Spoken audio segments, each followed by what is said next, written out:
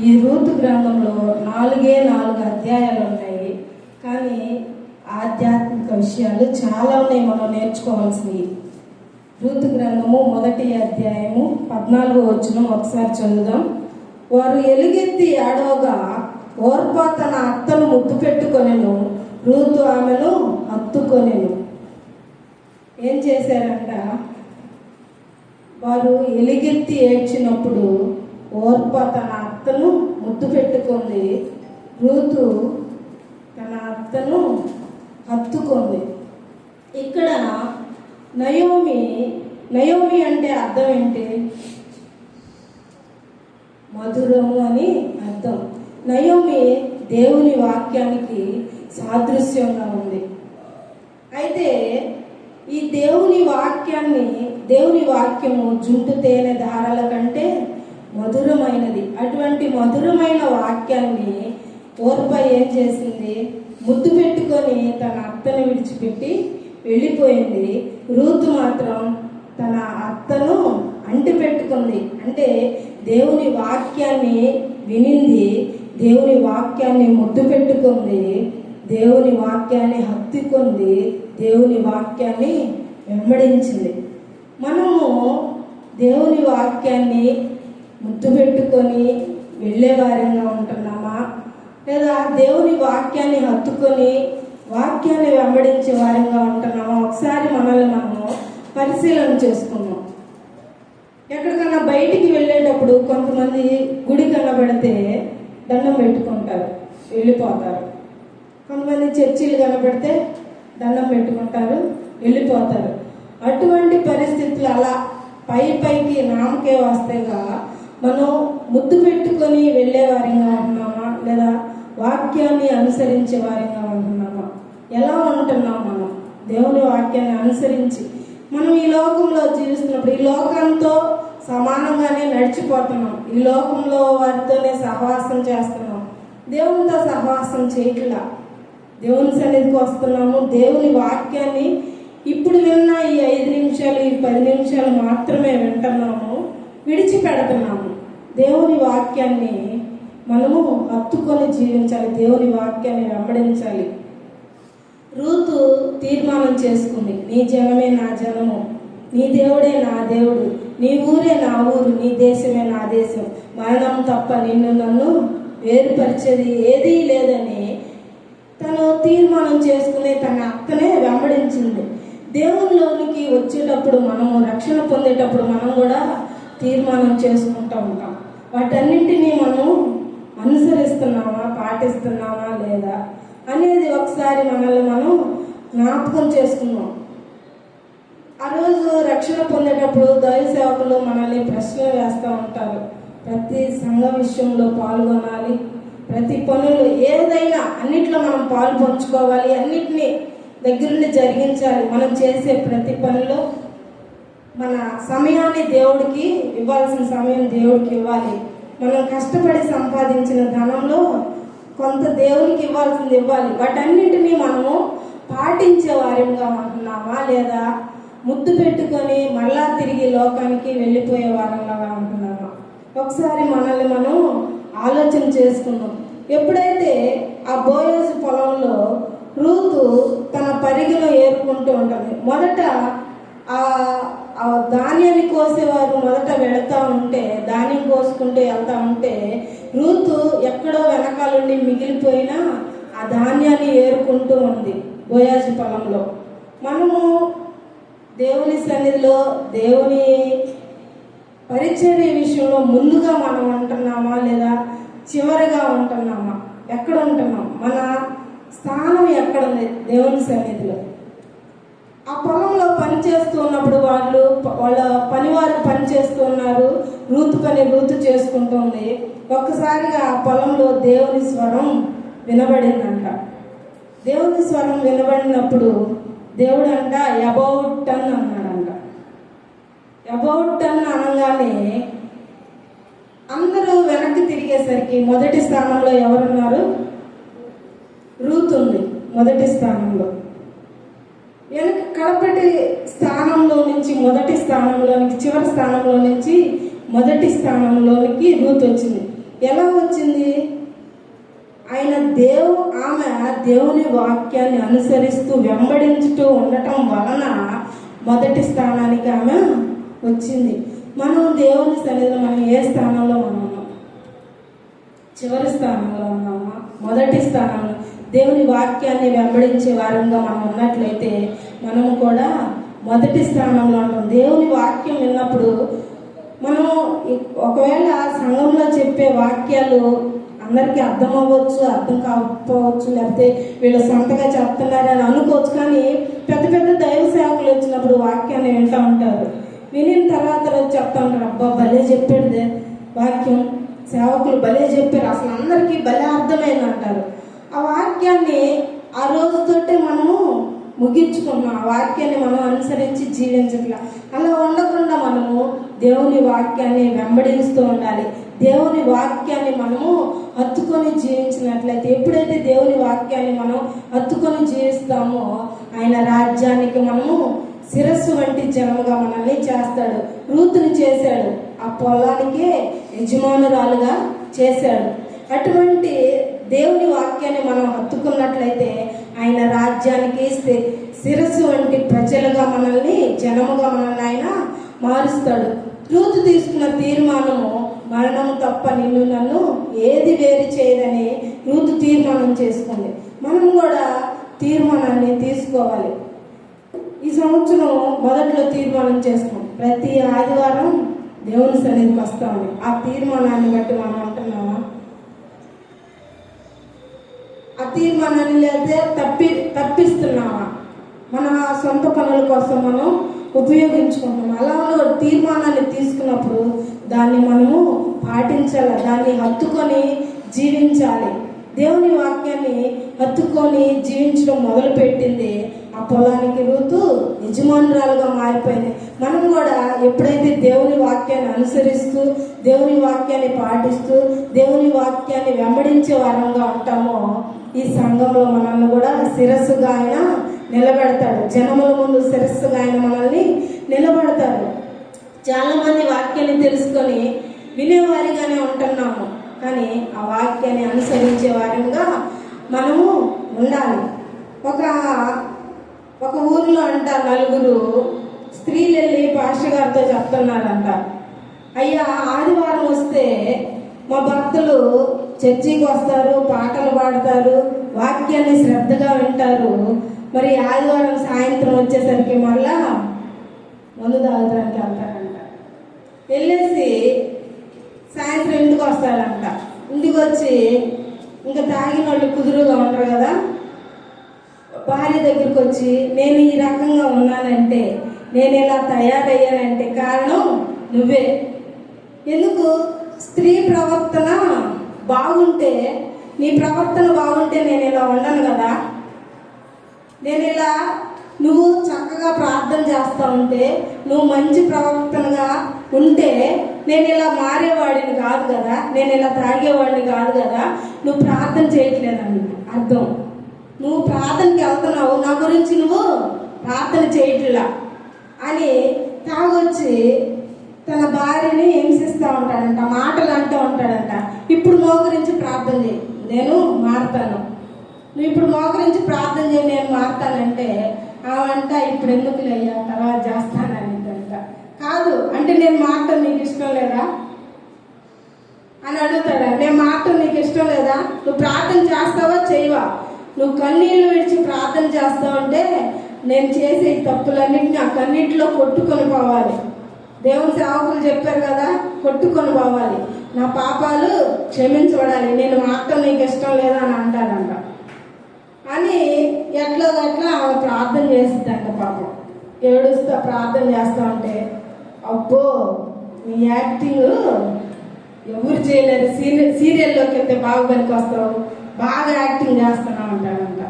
తాగొచ్చి అలా మాట్లాడి మళ్ళా ఉదయాన్నే లేచి 4 గంటలకే లేచి ప్రార్థన చేస్తాడంట. ఆయన తాగినంతా మర్చిపోయి ఆయన చేసే ప్రార్థన ఏంటి? ఇదిగో పాతవి గతించెను, సమస్తము కొత్తవైనని ఆయన ప్రార్థన చేస్తాడంట. ఆయన ఏ విధంగా ఉన్నాడు? దేవుని వాక్యాన్ని ముద్దు పెట్టుకొని వాళ్ళకి తెలిసిన రెఫరెన్స్లు అన్ని మనకు తెలియదు. దేవుని రెఫరెన్స్లతో సహా వాక్యాన్ని చెప్తా ఉంటారు, కానీ వారు పాటించరు. అటువంటి స్థితిలో మనము ఉండకూడదు. మనం విన్న వాక్యం కొంచెమైనా, చిన్న వాక్యాన్ని విన్నా, ఒక 2 మాటలు విన్నా, ఆ వాక్యాన్ని మనము హత్తుకొని జీవించాలి. మొదటిది దేవుని ఓర్ప ఏం చేసింది, ముద్దు పెట్టుకొని వెళ్ళిపోయింది. రెండవది ఏంటంటే దేవుని వాక్యాన్ని మనము హత్తుకొని జీవించాలి. దేవుని వాక్యాన్ని మనం హత్తుకొని జీవించినట్లయితే శిరస్సు అయిన యేసుక్రీస్తు మనల్ని హత్తుకొని ఉంటాడు. యేసుక్రీస్తుకు కలిగిన మనసు, మంచి మనస్సును మనము కలిగి జీవించాలి. అటువంటి మంచి మనసు కలిగి జీవించాలంటే మనం ఎలా ఉండాలా? దీన మనసు కలిగిన వారమై ఉండాలి. దీన మనసు కలిగిన వారమై ఆయన దేవుడయ్యండి, దేవునితో కూడా ఉండి ఆయన విడిచిపెట్టకూడని భాగ్యమని ఎంచి, దేవుని విడిచిపెట్టకూడని భాగ్యమని ఎంచి మన కోసం, మన పాపాల కోసం ఆయన ఈ లోకానికి వచ్చాడు. మనల్ని రక్షించడానికి ఆయన దాసుని స్వరూపాన్ని ధరించి ఈ లోకంలోనికి శిలువ మరణాన్ని పొందడానికి ఆయన మన కొరకు వచ్చాడు. కాబట్టి మనము తగ్గించుకొని జీవించాలి. ఎప్పుడైతే మనల్ని మనం తగ్గించుకొని జీవిస్తామో అప్పుడు మనము హెచ్చించబడతాము. అన్ని ఆకాశ మండలముల కంటే మరి పైనున్నవాడు ఆయన. అటువంటి ఆయనే మన కోసం తన స్వరూపాన్ని, తన దైవత్వాన్ని అంతా విడిచిపెట్టి ఒక సాధారణమైన వ్యక్తిగా మన కొరకు ఆయన వస్తే ఆయన వల్లే మనం జీవిస్తున్నాం. ఆయన ఎటువంటి మనసు అయితే కలిగి ఉన్నాడో, ఎటువంటి దీనత్వం అయితే కలిగి ఉన్నాడో, అటువంటి మనస్సును, అటువంటి దీనమైన స్వభావాన్ని మనం కూడా కలిగి ఉండాలి. ఎప్పుడైతే మనల్ని మనం తగ్గించుకొని బ్రతుకుతామో, మన దీన స్వభావం కలిగి బ్రతికే బ్రతుకులు మనవి కూడా ధన్యకరంగా మారుతాయి. రూతు తన అతిశయపల్ల, తన పొలంలో, ఆయన బోయజు పొలంలో దీనంగానే ఉంది. దీన మనసు కలిగి తనని తాను తగ్గించుకొని, ఒకవేళ నన్ను వెనకేసారే అని అనుకోలా, ఒకవేళ నేను ఇవి ఏరుకుంటే ఏమన్నా అనుకుంటారేమో, నేను చేసే పని కరెక్టా కాదని ఆమె అనుకోలా. తనని తాను తగ్గించుకొని ఆ పొలంలో పని చేసుకుంది. ఎవరి మీద అథారిటీ చెల్లించలా. ధన్యకరమైన జీవితాన్ని ఆమె పొందుకుంది. మనము కూడా మనల్ని మనం తగ్గించుకొని ఎప్పుడైతే జీవిస్తామో మనం కూడా ధన్యకరమైన జీవితాన్ని మనం పొందుకుంటాం. మొదటి సమూయేలు గ్రంథము 15:17 చూద్దాం. సమూయేలు ప్రవక్త సౌలును చూచి ఏమన్నాడంటే, మొదటి సమూయేలు గ్రంథము 15:17 అందుకు సమూయేలు, నీ దృష్టికి నీవు అల్పుడుగా ఉన్నప్పుడు ఇశ్రాయేలు గోత్రములకు శిరస్సు వైతివి, యెహోవా నిన్ను ఇశ్రాయేలు మీద రాజుగా అభిషేకించాను. చాలు. సమూయేలు ప్రవక్త సౌలును చూచి అంటున్నాడు, నీ దృష్టికి నీవు అల్పుడుగా ఉన్నప్పుడు ఇశ్రాయేలు గోత్రములకు నీవు శిరస్సు వైతివి అని చెప్తున్నాడు. మన దృష్టికి మనం మనల్ని మనం హెచ్చించుకునే వారంగా మనం ఉండకూడదు. మనల్ని మనం హెచ్చించే వారంగా ఉంటే మనకి ధన్యకరమైన జీవితంలో మనము ఉండం. మనల్ని మనం తగ్గించుకోవాలి. సౌలు మహారాజు తన దృష్టికి తాను ఎలా ఉన్నాడు? ఇప్పుడే వాక్యం అల్పుడనై ఉన్నాడు కనుక శిరస్సై, దేవుని దృష్టిలో శిరస్సుగా నిలబడ్డాడు. మన బ్రతుకుల్లో, మనం బ్రతుకుతున్న మన జీవితంలో, మనం జీవిస్తున్న ఈ సమాజంలో మనల్ని మనము తగ్గించుకునే వారంగా మనం ఉన్నట్లయితే మనము దేవుని సన్నిధిలో శిరస్సుగా మనల్ని నిలబెట్టుగాక. ఆమేన్. మన ఈ లోకంలో ప్రతి మనుషులు అందరికంటే నేనే గొప్పవాడిని, నేను అనుకుంటే ఏదైనా చేయగలను అని మనల్ని మనం గొప్పగా చేసుకుంటాము. అన్ని విషయాల్లో ఒప్పుకుంటాం, కానీ ఒక్క వయసు విషయంలో మాత్రం తక్కువ చేసి మాట్లాడుకుంటారు. వయసు విషయంలో ఎవరి దగ్గర ఏమీ చెప్పుకోరు. ఇంకా అన్ని విషయాల్లో గొప్పగానే చెప్పుకుంటారు. కానీ ఒక ఆయన అంటున్నాడంట, స్మిత్ విగిల్స్ వర్త్ గారు అంటున్నారంట, ప్రతి మనిషికి 4 రకాల గర్వాలు ఉన్నాయంట. 4 రకాల గర్వాలు ఉన్నాయి. మొదటిది ఫేసు, రెండవది ప్లేసు, మూడవది గ్రేసు, నాలుగవది రేసు. మొదటిది అందగర్వం అంట. ఫేసు, మనం అందంగా ఉన్నాం, నా జుట్టు పొడవుగా ఉంది, నేను ఎర్రగా ఉన్నాను, నేను పొడుగ్గా ఉన్నానని జుట్టు పొడవుగా ఉన్న వాళ్ళంట వయ్యారంగా నడుస్తారంట. వెనకాల జుట్టు ఊపుకుంటూ నడుస్తారు. ఆ జుట్టును బట్టి అతిశయపడతారంట, వాళ్ళకున్న కలర్ను బట్టి అతిశయపడతారంట.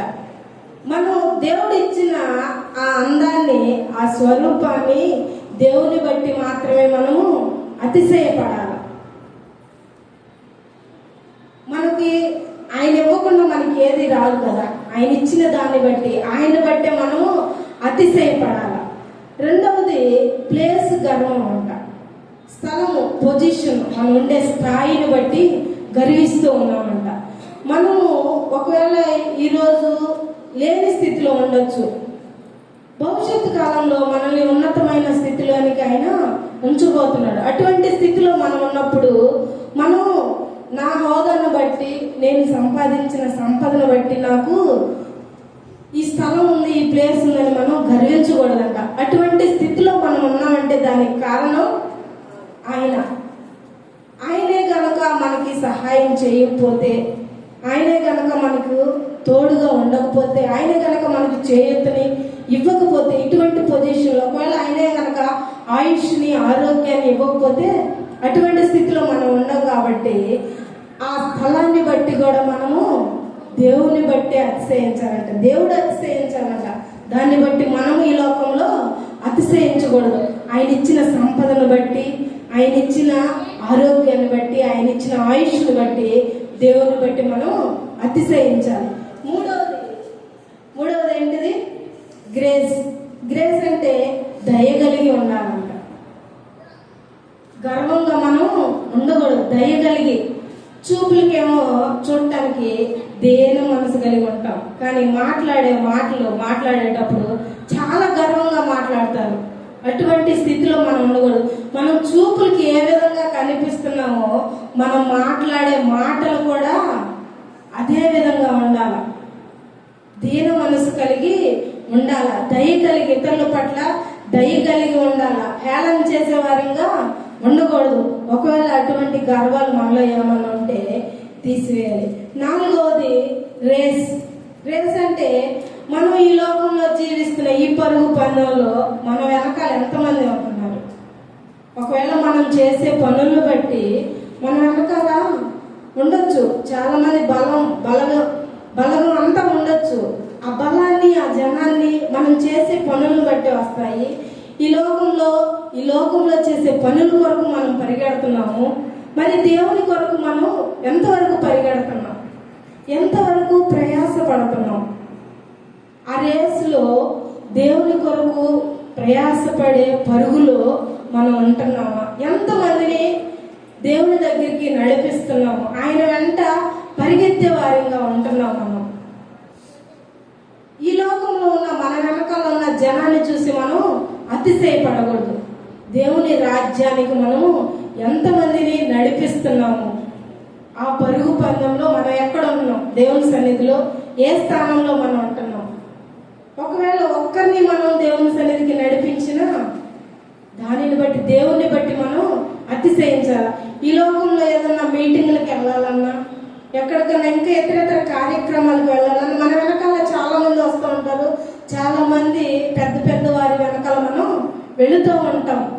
అమ్మో, వీళ్ళకి చాలా మంది జనం ఉన్నారే, వీళ్ళతో చాలా మంది జనం ఉంటున్నారని ఆ వెనకున్న జనాన్ని బట్టి అతిశయించకూడదు మనం.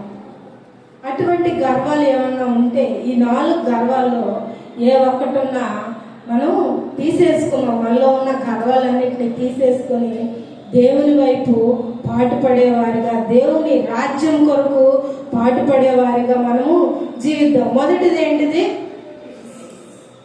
ఫేస్. రెండవది ప్లేస్. మూడవది గ్రేస్. నాలుగవది రేస్. ఈ 4 మనం ఈ లోకంలో ఉన్న మనం సృష్టించుకున్న వాటిని బట్టి అతిశయించకుండా ఈ 4 పొజిషన్లో ఒకవేళ మనం ఉంటే అది దేవుని ఇచ్చిన కృప, ధన్యత అని దేవుని బట్టి మనం అతిశయిద్దాం. అలాగే ఈ 2 మాటలు, మొదట ఓర్ప ముద్దు పెట్టుకొని దేవుని వాక్యాన్ని ముద్దు పెట్టుకొని వెళ్ళిపోయి మరలా ఈ లోకంలో జీవించింది. రెండవది రూతు దేవుని వాక్యాన్ని హత్తుకొని వెంబడించింది. మనము దేవుని వాక్యాన్ని విన్న చిన్న వాక్యమైన దేవుని వాక్యాన్ని విని హత్తుకొని వెంబడించి జీవించే వారంగా మనందరం ఉండాలని ఈ చిన్న మాటలు దేవుడు మన వెనుకల్లో దీవించునుగాక. ఆమేన్.